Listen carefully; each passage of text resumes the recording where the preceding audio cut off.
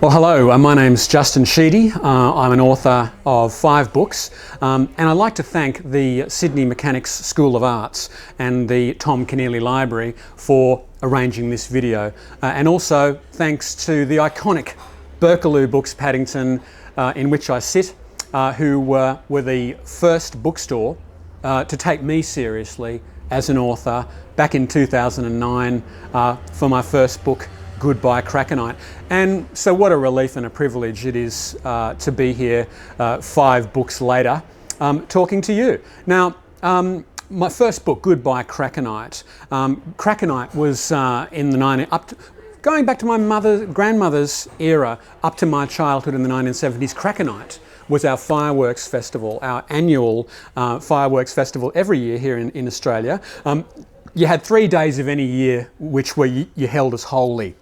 And that was your birthday, Christmas, and Krakenite. And Krakenite was our annual pagan festival that brought the whole neighbourhood together. And it was that one night of your year your father was letting you play with fire. But my story was Goodbye Krakenite. It's a goodbye to Australia the way it was for a child back in the 1970s, back when a child's proudest possession wasn't a smartphone but a second-hand bike. And it's not just my memoir, but what I would call a shared memoir. It's a portrait of the era, a mirror to us, and also a portrait of the adult events of the decade. The sacking of Gough Whitlam, for example, through the eyes of a 5-year-old, and just making sense of the world. Just as I was growing up and losing my innocence, so was Australia. And then I brought out the sequel, which was here, Memoirs of a Go-Go Dancer. Yes, reader, that was my first job out of school. In fact, just down the road, in a 1960s nightclub in the 80s. And yes, I had a misspent youth, clearly, and at least it's given me good writing material. So once again, Memoirs of a Go-Go Dancer, it's not just my story, it's a portrait of the era of teenage in the 1980s, back when, as if teenage wasn't tense enough, we could have been blown up. I could have been blown up, tomorrow in nuclear flash before I ever had my first girlfriend. So it's a portrait of the era, and once again, a mirror to us. And then, most recently though, I have been writing and publicising and book signing my Australian historical fiction World War II trilogy. Now, as Australians, we all know our Gallipoli story, as well we should.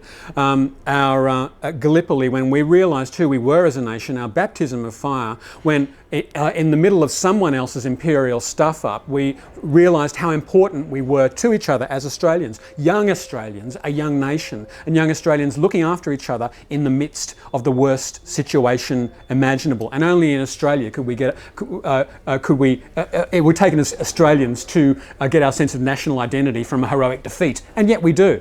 So that's our Gallipoli story, but most Australians know it, but most Australians don't know our Second World War story, how the sons of those original Anzacs in the Second World War, if they were the top of the class, the captain of the football team, your future brain surgeon, future Olympian, future rock and roll star, Formula One driving 20-year-olds, if they were that, if that's the kind of shining youth they were, they could become pilots and aircrew.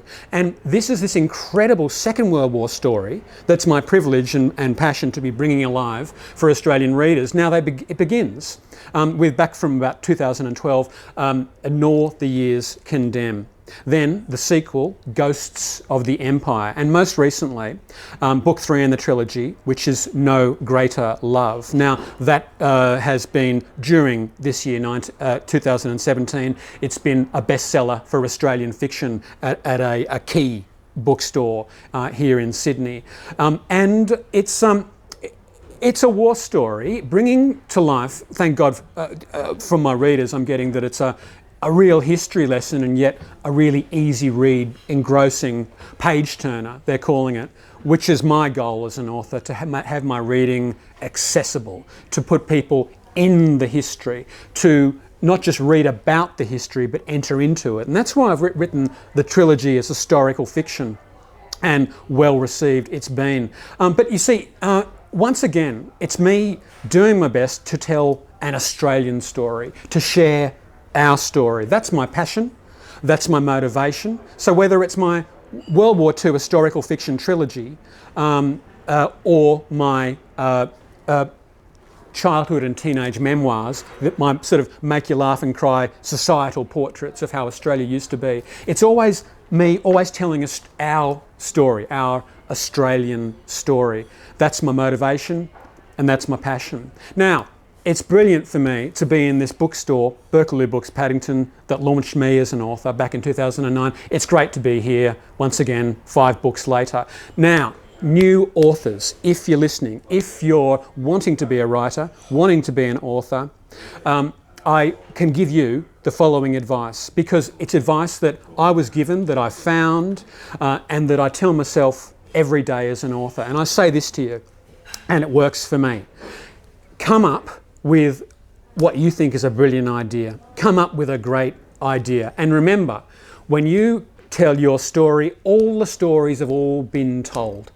There's no story that hasn't been told, but no one can tell the story like you can tell it. So find your voice and you tell the story in your voice. Then, once you've got your first draft, then rewrite it 10 or 20 times until it ends up the book that it deserves to be. I think it was probably Thomas Edison, the great inventor and perseverer and inventor of the longer lasting light bulb, who said something like, genius is 1% inspiration, 99% perspiration. And I found that true, and I find it true every day. It works for me, it'll work for you. It's a process of ongoing systematic self-doubt. Get your best writing, your best work, your best efforts, and go back and think, now, where's it crap? And you find it and you can improve it. And with time, it's quite magical how with redo and redraft, how you do find something that people are going to finally say to you, oh, thanks for writing that. That's my reward and that will be yours. So look, thank you for listening, and once again I'd like to thank the Sydney Mechanics School of Arts and the Tom Keneally Library for arranging this video. Also the iconic Berkelouw Books Paddington, the store that launched me career, and also my books are all available in Berkelouw Books Paddington and all around Sydney, and also in the Tom Keneally Library, starting with my laugh and cry portraits of growing up in 1970s and 80s Australia, Goodbye Cracker Night, Memoirs of a Go-Go Dancer, and then my Australian World War II historical fiction trilogy, Nor the Years Condemn, Ghosts of the Empire, and my latest, my minor bestseller this year, No Greater Love. So great being with you, and thanks for having me.